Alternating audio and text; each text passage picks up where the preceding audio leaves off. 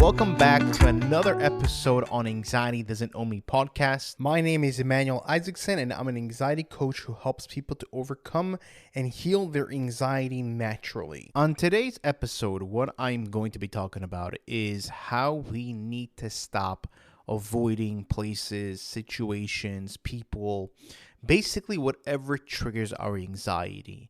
And this is important because whenever we're avoiding a place, we're avoiding a situation, whatever it is, we are basically telling the amygdala that there's something wrong over there. There's something dangerous over there, and we need to avoid because we're not going to put ourselves in a dangerous situation. Just like we're not going to walk in fire because we know it's dangerous, so we're going to avoid the fire. So too, same thing over here. Whenever we are feeling anxious, whenever a certain situation or place or whatever it is triggering our thoughts, our anxiety, right, our emotions, our physical sensations, we are going to avoid that place because we think and believe that place is dangerous. But what we need to do is reprogram and rewire our amygdala to show like, hey, there's nothing wrong over here. Now, why I say the amygdala, if you guys don't know, I always talk about this, is that the amygdala is what's responsible to keep us safe. So basically what happens is that it perceives that we are in a dangerous situation. It sends a signal to the sympathetic nervous system to activate the fight and fight mode, aka anxiety, in order to protect us. Now, if we are avoiding situations, we are basically telling the amygdala, like, hey, there is something wrong over here. We have to avoid. And whenever we are in that situation, what happens? The amygdala sends out a signal immediately. Even if we're not even there, we're just thinking about going there. Immediately, it sends out a signal to the sympathetic nervous system like, hey, activate the fight and fight mode. We may be in a dangerous situation. We need to be in alert right now.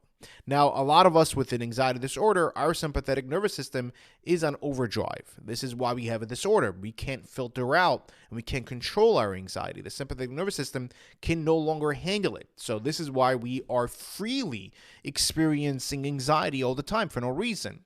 But what we need to start doing is starting to regulate and start to change our amygdala and also other things as well. But right now we're talking about the avoidance, in order for it to stop putting so much pressure in a way on the sympathetic nervous system and stop sending out a signal that we are in danger. And today I'm going to teach you guys how to do that and how to look at situations in a different way and how to stop avoiding situations. And it's really, really important. And of course, we need to take baby steps in order to get there. We can't jump from here to there. Like I could say, for example, you're terrified of driving, you're terrified of going to some, public places. Like for me, I used to be terrified of going on public transportation.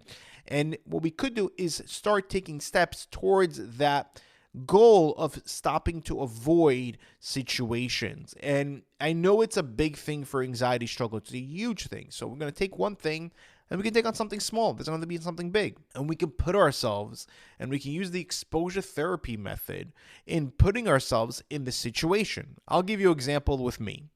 I used to be terrified of going on public transportation. I used to be terrified of being by myself because I was afraid I was going to faint and no one's going to there to take care of me. And I used to be terrified of going places that didn't have any hospitals around that place. I would never go to some place that's in the countryside, let's say, for example, right? Or going on hikes or any of these kind of things, because getting to a hospital would take a very long time. And I would avoid all of these places. Now, I had to stop avoiding these places because I was sick and tired of living this way. I know you guys are tired of living with anxiety every single day. It's not an easy thing. So we need to take certain steps. And this is what I did. And again, you guys don't have to do what I did. Each person is going to have to be their own thing. I remember I was with my cousin, and he used to work late. He used to work as a DJ for parties like weddings and everything like that. And I was with him. And it was getting late, about 1 o'clock, 2 o'clock in the morning, because, again, I didn't want to be by myself, and I would go, and I would be forced to get out of the house. But I would always want to go with somebody. I would never want to be by myself. And whenever I was with him, I'm like, listen, I'm getting really tired already. I'm like, listen, I think I'm going to go home. He's like, and he knew my situation. He's like, listen, are you sure you're going to go by yourself? I'm like, yeah, I'm exhausted. I don't want to wait until 2 o'clock in the morning until you finish, until we wrap up. It's going to be 3:30. I'm exhausted. I just want to go home. I want to go to sleep. And he was like, okay, listen, if you ever need anything, you let me know, call me, and we'll be on the phone, and we'll talk to help you to calm down. I was like, yeah, no problem, I was like, fine. I'm going to take the bus. And I was terrified the entire time while I was not even on the bus, before even. I was even before that, even before deciding to go home, I was contemplating the entire time, should I stay, should I not? I'm terrified of going on the bus. But I said to myself, you know what? I got to take the risk. I have to stop being afraid. I got to stop avoiding this situation. I can't live like this for the rest of my life. And I said to myself, okay, we're going to go. You may experience anxiety, but you are going to tell yourself that it's okay to feel this way. You are going to experience that. You're not going to fool yourself and tell yourself, no, I don't want to experience it. We're just going to accept it, that we are going to be experiencing maybe a panic attack or an anxiety attack, and that's fine. That is okay. It's normal to experience that right now. And the entire time that I was in the bus, I would tell myself, I am in a safe place. This is a safe place. Everything is okay. It's okay not to feel okay. You are in control. You are in control over here, Emmanuel. Saying these things over and over again, what happened is that I took a 40-minute bus ride the first time. And I was shocked. And yes, I did have a panic attack. And yes, I was freaking out a little bit. I did. I wouldn't say a little bit. Again, I had a panic attack. But at the end, whenever I got off the bus, I was like, wow, I can't believe that I actually did that. That I actually went on the bus for 40 minutes and I was able to, and I was fine. I got an instant confidence boost where I felt amazing. I was like, wow, I can't believe that I actually did this. And I was so happy at that moment. Like, hey, man, you can do this. It's capable. So if you guys see in the story, I taught you guys exactly what to do. I literally did the exposure therapy and I literally reprogrammed the amygdala, because your amygdala is telling, hey, this is not a safe place. Activate the fight mode, anxiety is going to come in. And of course, that's still going to happen because your amygdala believes that, and we need to rewire that. And that takes some time. Rewiring takes some time. Reprogramming is not an easy thing. It takes some time.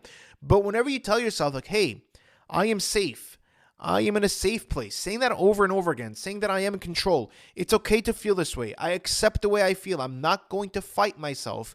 I'm not going to fight the panic attack or the anxiety, whatever it is.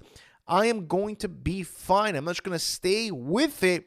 What happens, what's end up happening is that you'll see eventually your anxiety starts to calm down, and then you'll see that you start reprogramming your amygdala, doing it over and over again, doing repetition over and over again. You'll see you start feeling much better. I know a lot of people have a very hard time driving.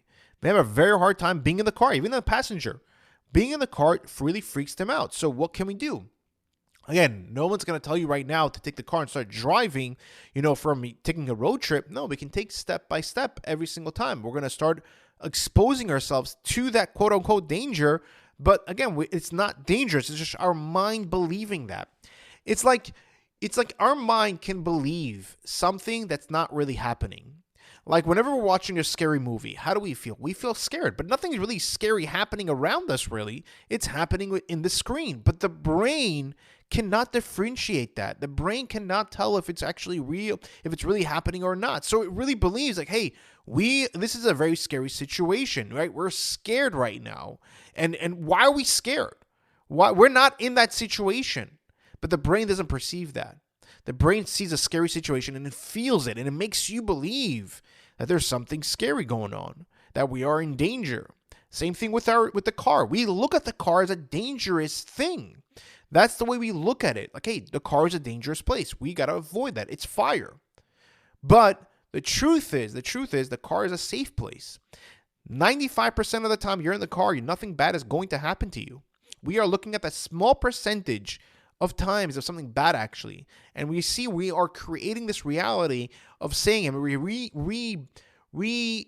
are believing that false narrative of ourselves, that what we told ourselves because of a situation that we saw or heard, or we may have even experienced. Some of us may experience something bad in the car, but it doesn't mean it's going to happen again. And it doesn't mean it's going to happen to you. What we need to do again is to get into the car and start telling ourselves, this is a safe place. This is a great place. I am in control. The good things are going to happen to me. We're going to start thinking about positive things about being in the car. What are some positive things about the car? Getting from one place from A to B much easier, quicker. You can be, let's say in the summertime, you have a nice AC. If it's the wintertime, you have a heater. You're not freezing. If it's raining, you're not getting wet. There's a lot of positive things to the car. We want to look at it in a positive way instead of a negative way. And this way, we were able to reprogram and rewire our amygdala and not think that something that's not dangerous being dangerous. Again, guys, this is going to take some time, but eventually you start realizing, like, hey, I'm not afraid of the car. I'm not afraid. Like, I'm getting in the car, and you might freak out a little bit, like, okay, why am I not freaking out? And of course, because again, you're putting down your defense. Your amygdala is going to question, like, hey, what's going on? This place used to be something, this used to be a dangerous place. Like, why aren't we on defense over here? We're supposed to be on defense. But the difference over here is that we're not in danger. We are not in danger. And we have to be okay with that feeling. Being okay with that feeling, like, okay, why am I not feeling freaking out? And we got to remind ourselves, because we're in a safe place. I am in control.